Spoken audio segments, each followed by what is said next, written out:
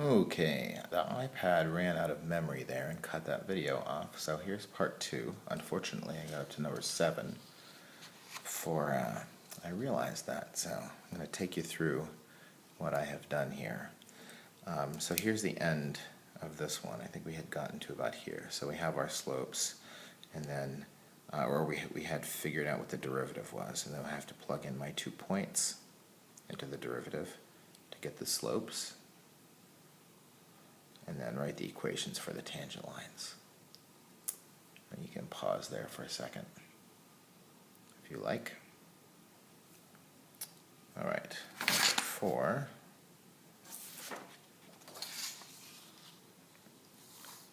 4, A, B, and C are derivatives of log functions. So in 4a, the derivative of natural log of x squared plus 5 is 1 over x squared plus 5 times the derivative of what's inside. B, first thing I did was I rewrote the original function using the change of base rule so that I had natural logarithms, because those I can deal with. And I also moved the natural log 3 is just a number, right? So don't get all crazy and do the quotient rule here. That's just a number, times natural log sine x. That's just rewriting the function. Then I take the derivative. The constant multiple just stays there. The derivative of natural log of whatever is 1 over whatever times the derivative of what's inside. And then if you want cosine x over sine x, that's cotangent x over the natural log of 3. Maybe the nicest way to write that. And then last, we have the natural log of x. So using the chain rule, the derivative of natural log of whatever is 1 over whatever times the derivative of what's inside. You might write that like that. And then these logarithmic differentiation, this particular kind, are kind of a little bit unpleasant to look at, I suppose. So we introduced the natural log on both sides of the problem. That's why it's called logarithmic differentiation. So take the natural log of y, and then when I take the natural log of this, I'm applying some logarithm rules. Exponents come to the front, multiplication turns into addition, and division turns into subtraction. Then I take the derivative all the way through. And these derivatives, this is the payoff here, these derivatives are a lot easier. Just don't forget about your chain rule. Here, the chain rule, derivative of what's inside is just 1. Here, don't forget about this 2. And here, don't forget about multiplying by the derivative of what's inside, which is 6x. And that all cleans up to this. And we would probably want to replace this y with the original function here, but you know what it is. I know what it is. So, being a little lazy there. In B, I chose to rewrite the original like this so that I could then do logarithmic differentiation, and doing much the same as I did in the last problem. Rewrite it like this. Exponents come out to the front. And I take my derivatives.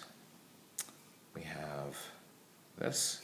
Don't forget these 2's here. That's multiplied by the derivative of what's inside for each of those. And the answer might look something like this. Moving the y over here. Again, I was just lazy. I wrote a big y here. We know that the original y is equal to this. And I also factored out the 2/5, because that's the same for both of those. Okay?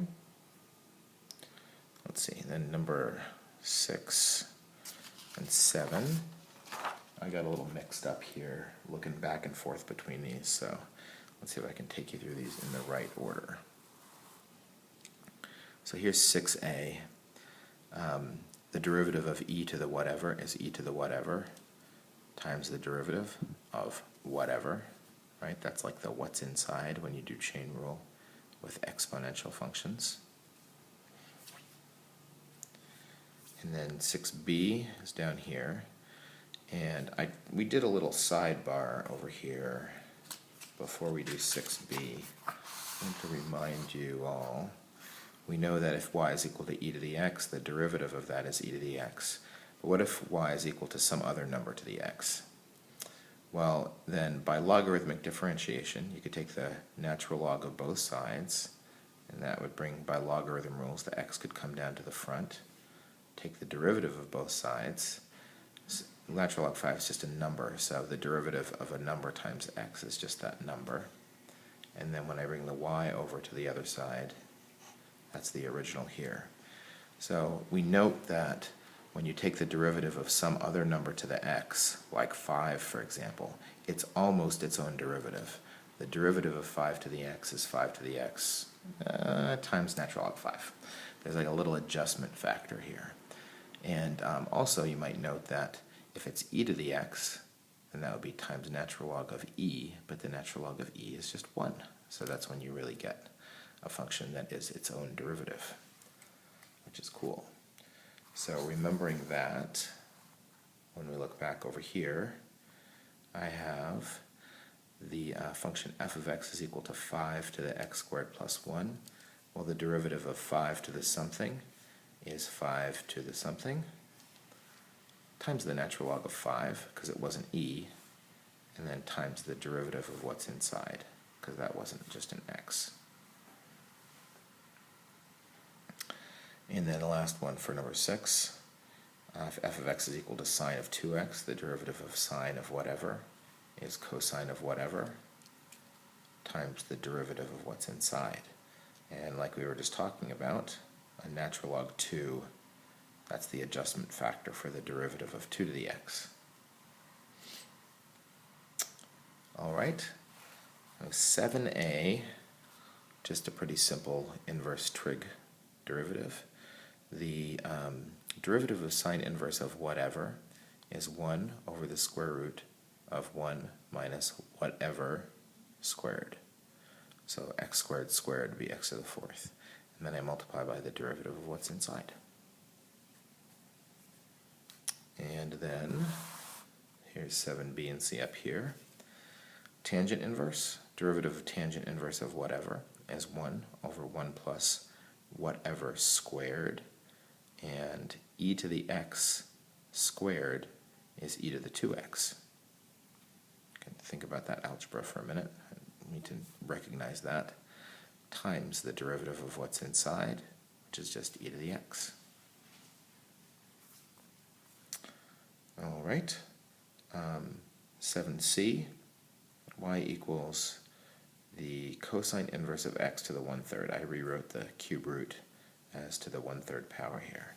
So the derivative of something to the 1/3 is 1/3 times the something to the negative 2/3, and then times the derivative of what's inside, which is negative 1 over the square root of 1 minus x squared. All right, that's where I realized the video had stopped working. So now I get to start writing stuff again. Number 8. Looks like we have a couple problems where I have functions that have x's up and down. So this is sine of 3x to the x. If you have x's up and down, then you have no choice. You must do logarithmic differentiation. There is no other way. The power rule doesn't work. The power rule only works when you have x to a number. And the e to the x rule doesn't work. That only works when you have a number to the x. Here I have x's in both locations. So I must do this first, because that allows me to bring that exponent down.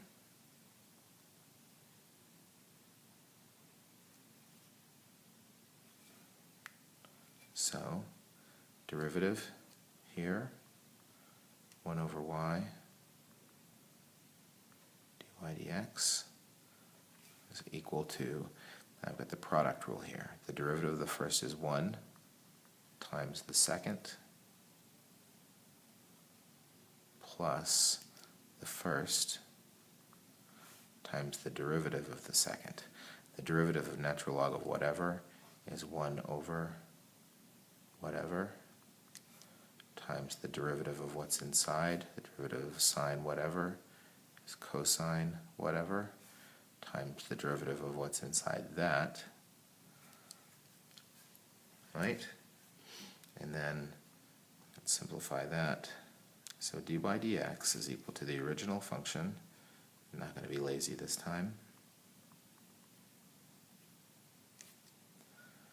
Times this mess, natural log sine of 3x plus 3x, and then cosine over sine, that's cotangent, so I think I'll do that. There you go. That's a good looking derivative there. And one more like that. This one we've got x squared plus 1 to the 5x. Go ahead and start by taking the derivative of both sides. Taking the natural log of both sides, rather. That allows me to bring the exponent down. That's why that works so well. And now I can take the derivative. So the derivative of this product, the derivative of the first is 5 times the natural log of x squared plus 1 plus the first is 5x times the derivative of natural log x squared plus 1. Then let's clean it up. So I move the y to the other side. That's the original function, which was x squared plus 1 to the 5x times this thing.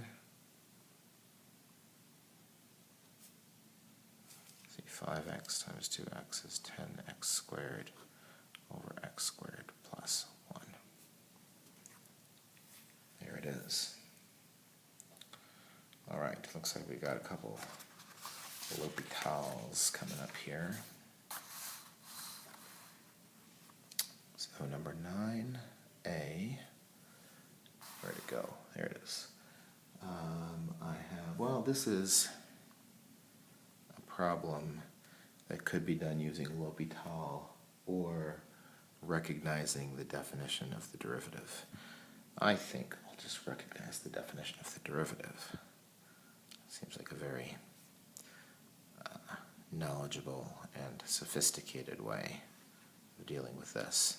So this looks like the definition of the derivative of the natural log function just at x. So the derivative of the natural log function is 1 over x. I'd encourage you to try that. You could try it using L'Hopital's rule also. You'll get the same thing. Just remember, if you do that, since h is approaching 0, you treat x like it's a constant, like it's a number. So for example, when you got to this, the derivative of that would be 0, because although x in general is a variable for us, here it's not the thing. This is for L'Hopital's rule, this letter here, that's the variable of choice, and everything else gets treated like a constant. All right, in B, I have the limit as x approaches 0 of the square root of 1 plus x minus 1 minus x over 2 all over x squared. So I'll plug in a 0. I get 1 minus 1 minus 0. That's 0 over 0. So it's L'Hopitalable. L'Hopitalable. So I take the derivative of the top. Don't be lazy, guys. Please write this down. Derivative of that would be 1/2 times 1 plus x to the negative 1/2 times the derivative of what's inside is just 1. Derivative of that's 0. Derivative of x over 2 is negative 1/2 over 2x. Now, let's plug in the 0. Plug in the 0 here, that's 1 to any power. And it's just 1 times 1/2 is 1/2 minus 1/2, that's 0 on the top, 0 on the bottom. So I have to do it again. So, limit as x approaches 0. On the top, I would have negative 1/4 times 1 plus x to the negative 3/2. And minus 1/2, that would go away. Right, it would be 0 all over 2. I've got just a number on the bottom, so whatever happens here, I know I'm going to be done. So plug in the 0. 1 plus 0 is 1 to any power is 1. Negative 1/4 divided by 2 is negative 1/8. So we had to do it twice. And then part C, this looks like one of the maybe not that much harder, but involves a little bit more work. Because in problems like this, I recognize that this is a 0 to the 0, that's an indeterminate form. So I have to set that equal to L. So let's see. I'm going to take the natural log of both sides. So that'll be the limit as x approaches 0. That allows me to bring that down like that. That's going to be equal to the natural log of what I'm looking for. Now this is 0 times negative infinity. So you need to move one of those to the bottom and flip it. And I will choose to move this to the bottom. Although this 3, that's just a constant, right? So constants can come outside of these limits. So I'm going to move that constant out so I don't have to deal with that. That's equal to natural log L. So 3 times the limit as x approaches 0. I can use L'Hopital now. Derivative of that is 1 over x. The derivative of 1 over x is a negative 1 over x squared. You could write that with negative x to the negative 2, but it means that it's equal to natural log L. I need to simplify that first. So 3 times, let's see, so dividing by a fraction same as multiplying by the reciprocal. So I'm going to take the negative sign and move that out here too. So now the limit as x approaches 0 of, that would just be x, right? Once I clean that up, it'd be x squared over x, which is x. The limit as x approaches 0 of x is 0. Negative 3 times 0 is 0. But the answer is not 0.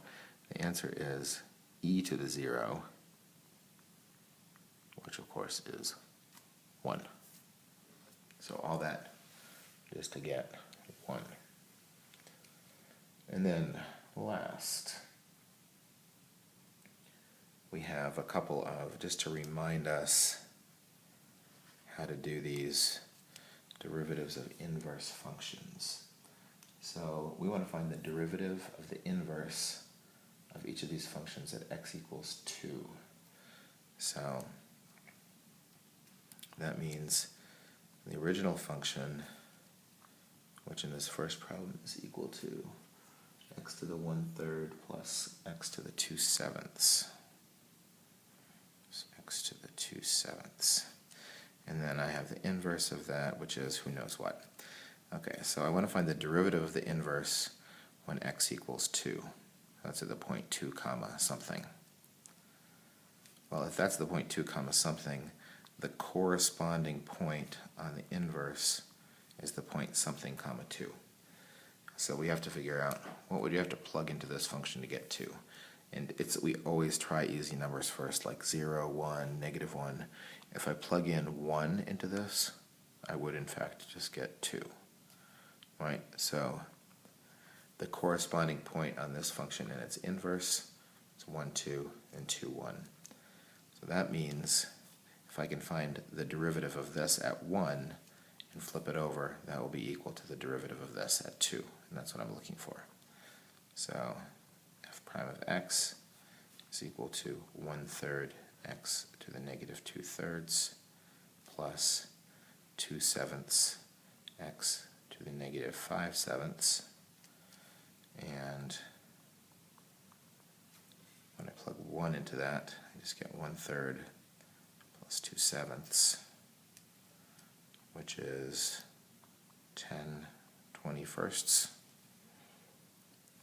So the derivative here, the derivative of the inverse function at x equals 2 is 21/10. Right? This is the upside down of that.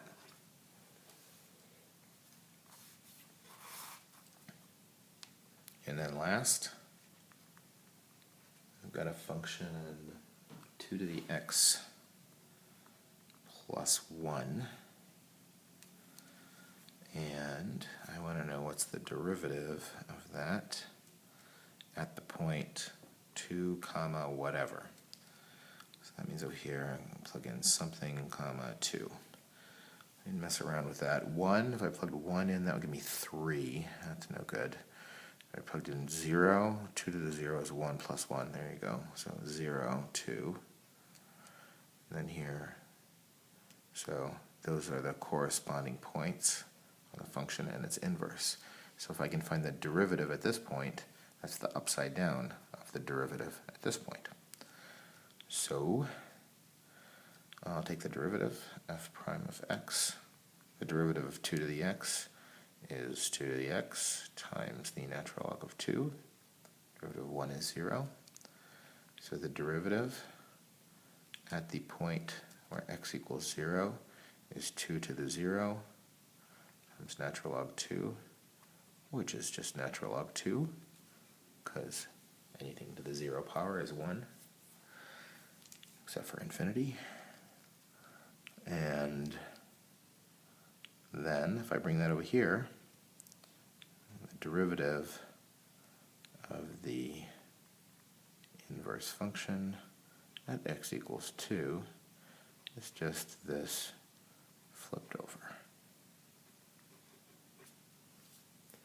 And that is all we have.